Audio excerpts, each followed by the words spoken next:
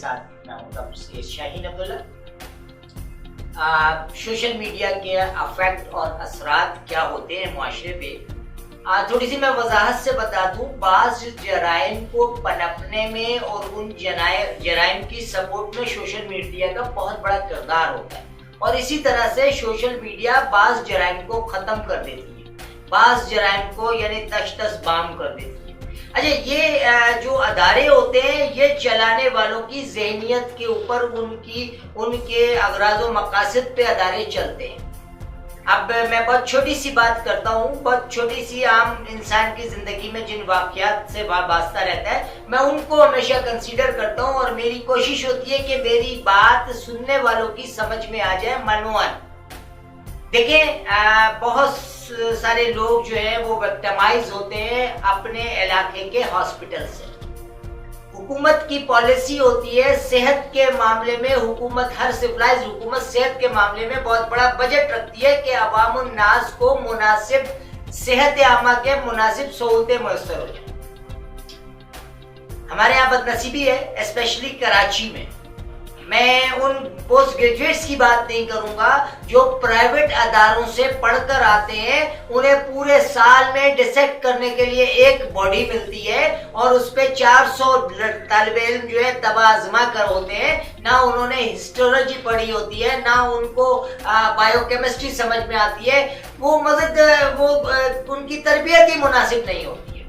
अब जब ये ग्रेजुएशन करके फेडरल सूबाई यानी प्रोविंशियल जो पब्लिक सर्विस कमीशन है उसमें अपेयर होते हैं, तो वहाँ जो मुतासिबाना निज़ाम है वो उन जाहिलों को जो प्राइवेट कॉलेजेस से बाप कमाई के ऊपर ग्रेजुएशन करते हैं और आ जाते हैं, और उनको कत्ल करने का लाइसेंस हुकूमत सिंध प्रोवाइड कर देती है, उन्हें पीएमडीसी रजिस्टर्ड कर देती है।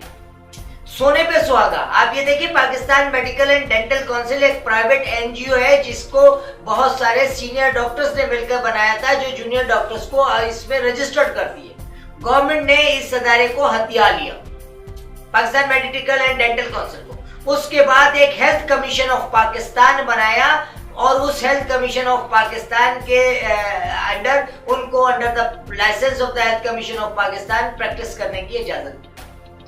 मैंने एसएमसी से ग्रेजुएशन किया है, मुझे बाइलाज अच्छी तरह से पता है कि डॉक्टर को प्राइवेट प्रैक्टिस करने की इजाजत ही नहीं है, क्योंकि एक डॉक्टर के बनने में हुकूमत का पैसा लगता है। और ये यानी सेहत इतना अहम मसला है कि अगर बैरून दुनिया आप चले जाए, यूरोप और अमेरिका में, आपके पास सोशल सिक्योरिटी कार्ड नहीं है तो आपको डॉक्टर प्राइवेटली नहीं चेक कर सकता है।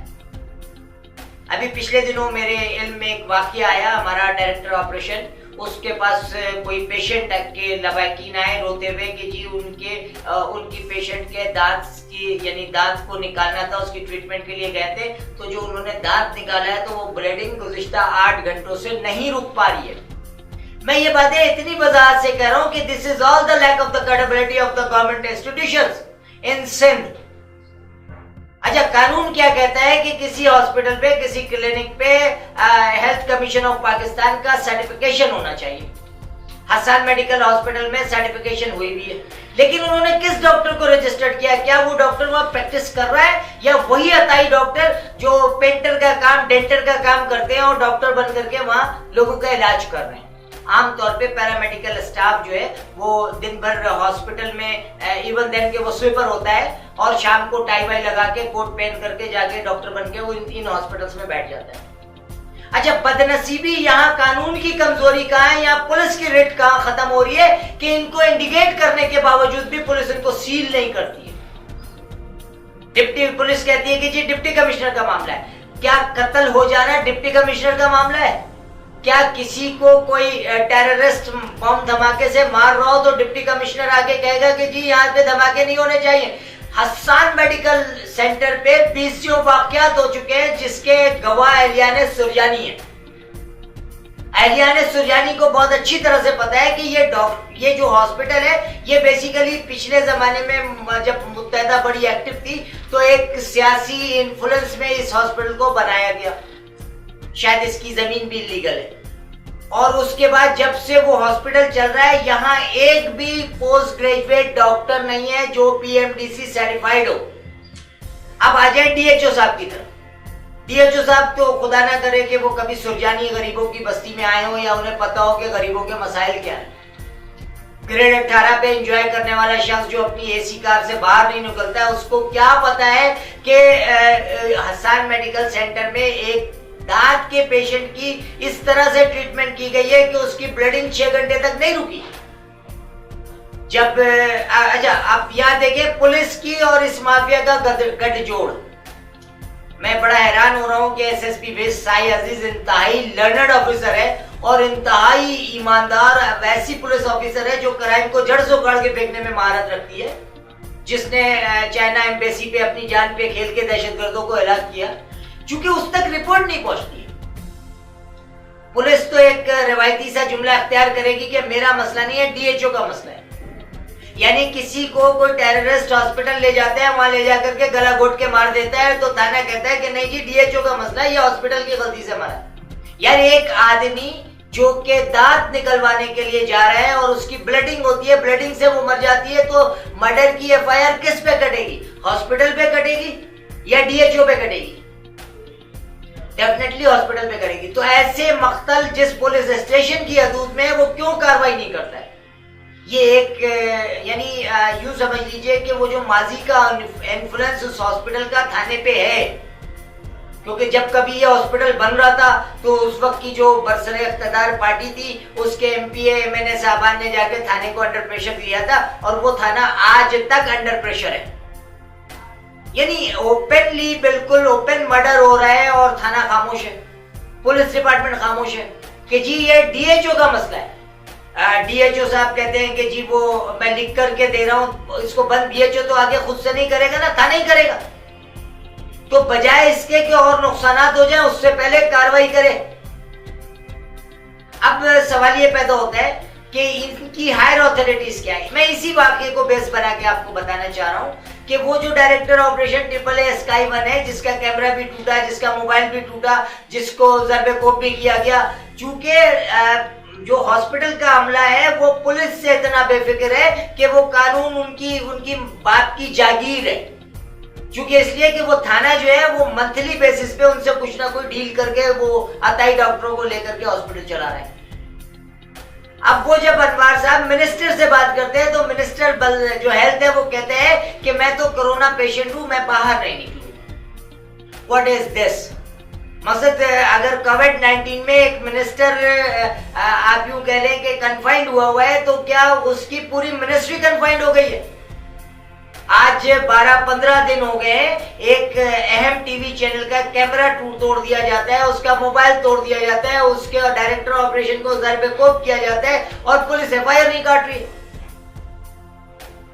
یعنی یہ صرف ایک جگہ کی بات نہیں ہے, ہر محکمے میں ہر جگہ یعنی ہر شاخ پہ الو بیٹھے ہیں, انجام گلستہ کیا ہوگا. تو ظاہری سی بات ہے آج جو ہماری عوام خودکشیوں پہ مجبور ہو رہی ہے اس کی ایک بڑی وجہ یعنی اس مہنگائی اور اس جو ہمارے یہاں افراتفری مچی ہوئی ہے, اس کے علاوہ لیک آف اکاؤنٹیبلٹی. ادارے اپنا کام نہیں کر رہے ہیں. اس لیے ادارے اپنا کام نہیں کر رہے ہیں کہ ہر شخص اپنے ذاتی مفادات کے تحفظ میں لگا ہوا ہے کہ اس کے ذاتی مفادات کا کسی طرح سے تحفظ ہو جائے. اور یہی چیز ہے. دیکھیں تبدیلی سرکار کہتی ہے کہ تبدیلی لائے گی, یقیناً اس کی تبدیلی کیا ہے کہ باجوہ صاحب نے آٹا گوندھ کر کے عمران خان صاحب سے پراٹھا بنوایا, وہ عوام کو دکھا کے اس کی سوکھی روٹی بھی کھینچ لی.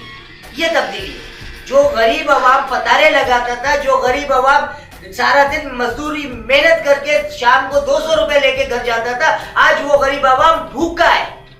کیوں بھوکا ہے؟ Lack of accountability.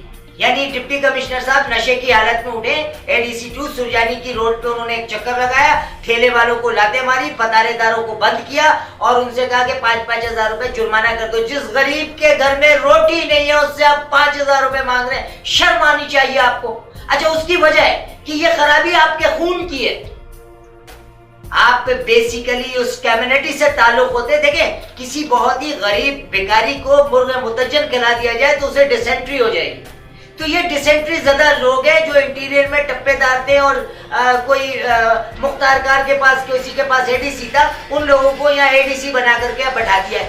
انہیں یہ نہیں پتا ہے کہ ان کا کراچی سے تعلق نہیں ہے.